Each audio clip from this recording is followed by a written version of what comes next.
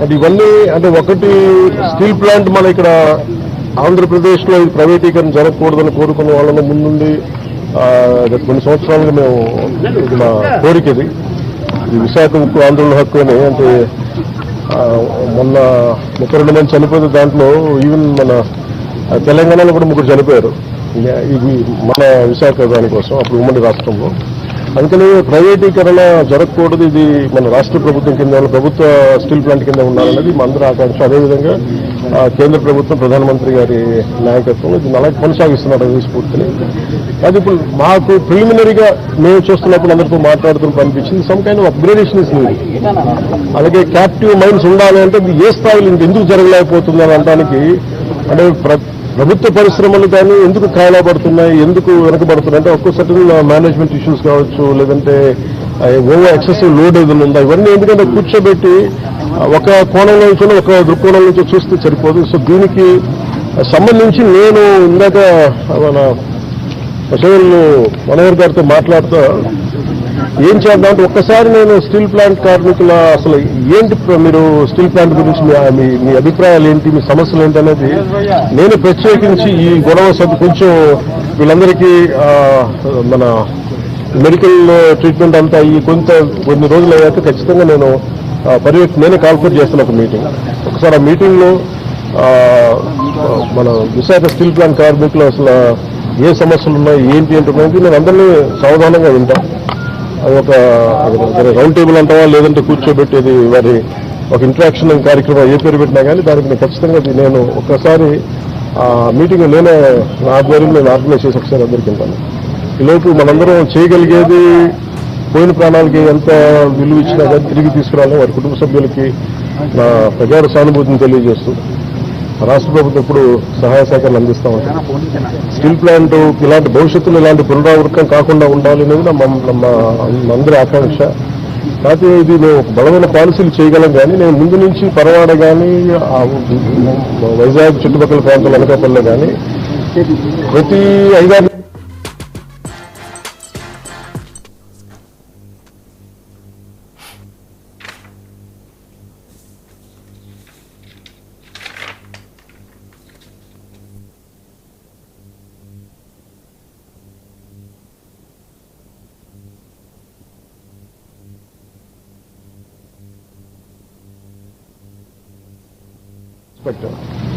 ఆయన ఏ స్థాయిలో ఉన్నారు ఒకవేళ చిన్న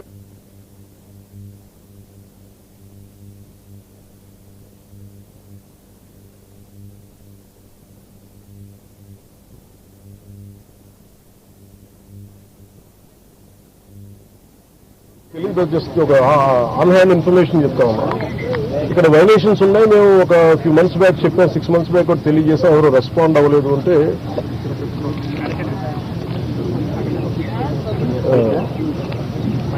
మాకు ఏమనిపించిందంటే ఆన్ ఫేస్ వాల్యూ తీసుకోలేము ఇవన్నీ. సో అందుకనే దీనికి కీలక కారణాలు ఏంటి, the exact causes and investigation the detail enquiry has been initiated to ascertain the reasons and fix responsibility. అంటే ఎవరైతే నాకు ఆఫ్ హ్యాండ్గా చెప్పారు ఇవన్నీ కూడా కమిటీకి నివేదిక ఇచ్చినప్పుడు ఖచ్చితంగా దాంట్లో పరిగణలో తీసుకుంటారు. ఎందుకంటే ఇది కూర్చోబెట్టి నేను ఇది పొలిటీషియన్స్ కానీ లేదంటే నా పదవి నాలాంటి అంటే దీనికి మేము పై స్థాయి నుంచి చూడగలం తప్ప దీన్ని లోతుపాతులు అర్థం చేసుకునే ఒక అధ్యయన బృందమే వాళ్ళు దీంట్లో ఎక్స్పర్టీస్ ఉన్న వాళ్ళే మాట్లాడాలి దీని గురించి. కాకపోతే నా ఇంటెన్షన్ ప్రతిసారి ఏంటంటే ప్రతిసారి ఇలాంటి దుర్ఘటన జరిగినప్పుడల్లా మనం బాధపడుతున్నాం కానీ పునరావృతం కాకుండా ఏమేమి చేయగలగాలి, ఎలాంటి చర్యలు తీసుకోవాలి, ఇది మటుకు ఇది నిరంతర పహారా. ఇది అంటే ఇది ఒకసారి నిర్లక్ష్యం కూడా కాకపోవచ్చు, ఒకసారి మెటల్స్ వాటి తీసుకునే వాటి ప్రభావం ఎలా ఉంటుంది, వాటి యాక్షన్ ఎలా ఉంటుంది, వాటి రియాక్షన్ ఎలా ఉంటుంది, always it is certain accident జరుగుతూ ఉంటే ఇట్ ఆల్వేస్ సర్ప్రైజెస్. ఎంతమంది మేధావులు కూర్చున్నా కానీ శాస్త్రవేత్తలు కూర్చున్నా కానీ వాళ్ళు ఎప్పుడు అర్థం చేసుకోవడానికి కొత్తది సంఘటన జరుగుతూ ఉంటుంది. ఆ కోణంలో కూడా చూడాలి. ముఖ్యంగా కెమికల్ ఇండస్ట్రీస్ కానీ పరవాడలో కానీ ఇవి ఒకటికి యాజమాన్యాలు 10 సార్లు చూసుకోవాలి. అందుకని ఇలాంటి పునరావృతం కాకుండా ఉండాలని మనస్ఫూర్తిగా మేము అందరూ కోరుకున్నాం. మరోమారు నేను మీకు మాటిస్తున్నాను, స్టీల్ ప్లాంట్ కార్మికులందరితో కూడా నేను ప్రత్యేకించి కూర్చుంటాను. ఒక అవసరమైతే ఒకే రోజు అందరూ తీసుకోలేను కాబట్టి ఒక కనీసం అట్లీస్ట్ నుంచి ఒక 4-5 గంటలు కూర్చుంటాను. ఇంక నీడెడ్ అవసరం అనుకుంటే ఇంకో రోజు కూడా దీన్ని ఎక్స్టెండ్ చేసుకుని నేను దీని మీద నేను మీ సమస్యను సంపూర్ణంగా అర్థం చేసుకోవడానికి దాన్ని ముందుకు తీసుకెళ్తాను. ఎప్పుడు చేస్తారు సార్ ముందు ఇదంతా అవనివ్వండి. అంటే ఇప్పుడు ఈ కమిటీ ఏం లేదంటే నాకు రేపేం చెప్పేసి ఎల్లుండని చెప్పేసి, కానీ నాకేనంటే ఇప్పుడు కమిటీ వస్తుంది, బుకారం వస్తుంది. కానీ ఆ కమిటీ అంతా వచ్చిన తర్వాత ముందు దీని మీద ఒక సంపూర్ణమైన ఒక స్పష్టత వచ్చిన తర్వాత దాని తర్వాత తీసుకుంటారు. కాపాడుతూ ఉంటున్నారు, దాన్ని సొంతగా కేటాయించకుండా అది ఎలా సాధ్యం అవుతుంది? ఇప్పుడు మీరు ప్రశ్న ఎప్పుడు ఏం చేస్తున్నారంటే, నేను లాస్ట్ టైం కూడా ఇక్కడికే వచ్చాను. నేను ఎంటైర్ యూనియన్స్తో మాట్లాడాను. నేను ఆ రోజు అందరినీ చేతులు ఎత్తమని అడిగాను. ఒక్కరి చేతులు ఎత్తాను. ఆ రోజు ఢిల్లీ తీసుకెళ్తాను రండి క్యాపిటల్ మైన్స్ గురించి అంటే అందరూ కన్వీనియంట్గా ఆ రోజు ఒక్కరి చేతులు ఎత్తాను. అంటే మీరు ఇండివిజువల్ పార్టీ పాలిటిక్స్ స్టిల్ మీరు కలెక్టివ్ గా స్టిల్ ప్లాన్ మాది అనుకుని respect party verticals or wing verticals పక్కన పెడితే, మీరు స్టీల్ ప్లాంట్ కార్మికులు కోరుకోవాలి, ఇది బాగుండాలి, ఇది విశాఖ ఉక్కు, ఇది ఆంధ్రుల హక్కు అనే మీరు పదాలను నిజంగా మీరు ముందుకు తీసుకెళ్ళాలి స్ఫూర్తినంటే, నేను ఆ రోజున ఇదే దాంట్లో గత వైసీపీ ప్రభుత్వం ఇది అల్లేస్తానంటే మేము వచ్చి కూర్చొని కొట్టలేరండి. అదే దాన్ని నివేదిక రూపంలో మేము మన హోంమంత్రి గారికి తెలియజేశాం. అది మీరు చూస్తే వెంటనే దాన్ని ఆ ప్రైవేటీకరణ కూడా ఆగి ఈ రోజు ఇక్కడికి వచ్చింది. ఇది మేమందరం సమిష్టిగా చేసాం, మాట్లాడాం. కాకపోతే ఏమవుతుందంటే దీన్ని క్యాప్టివ్ మైన్స్ అంటే మరి ఇంతకాలం ప్రాబ్లం ఏమవుతుందంటే సార్, మీరు మాట్లాడుతున్నప్పుడు నన్ను అడగగలరు.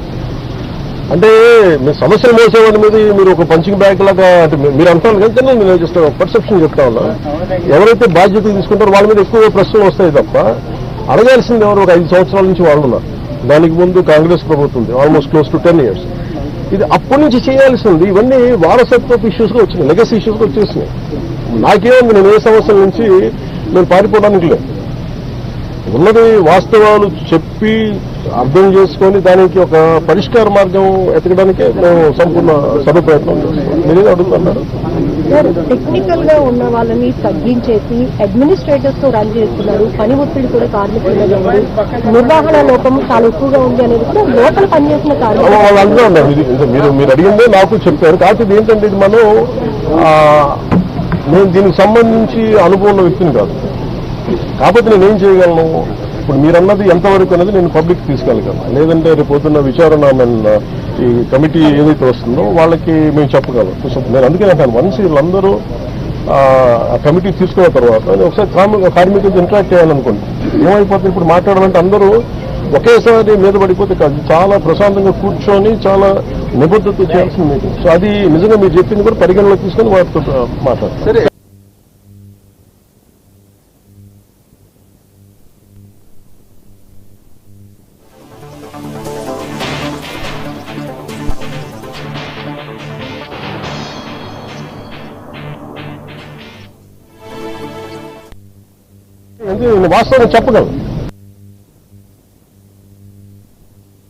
వాస్తవం చెప్పగలను, చేయొచ్చు.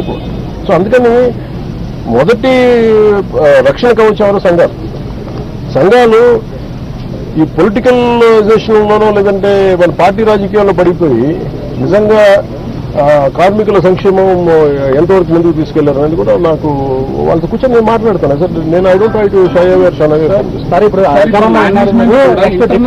కూడా ఉన్నారు, కనీసం సార్ మేనేజ్మెంట్ కూడా ఇంటర్నల్ ట్రాన్స్ఫర్ చేస్తుంది. అసలు సంబంధం లేనటువంటి డిపార్ట్మెంట్ ని డిప్లాయ్ చేయడం వల్ల ఈ ప్రమాదం జరిగిందనేది, చనిపోయినటువంటి వాళ్ళలో కూడా అట్లాంటి వ్యక్తి ఒకరు ఉన్నారనేది ఇప్పుడు కార్మికులు చెప్తున్నటువంటి మాట.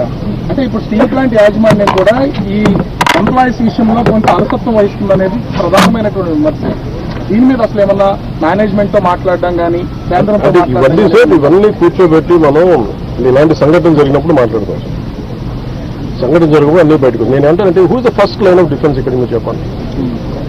ఫస్ట్ లైన్ ఆఫ్ డిఫెన్స్ ఎవరు? కార్మిక సంఘం, యూనియన్స్ వాళ్ళ పనులు సరిగ్గా చేస్తున్నాయని ఇవన్నీ వాళ్ళు మాట్లాడాల్సిందే. వాళ్ళు ఆ రోజు నేను వచ్చి కూర్చున్నప్పుడు ఒక్కరిని ఇదే చెప్పాను, నాకు ఇన్ని సమస్యలు ఉన్నాయి. ఓకే, మనందరం కింద పడతాం, మీద పడతాం, వెళ్తాము, 10 సార్లు నెగోసియేషన్ జరుగుతాయి.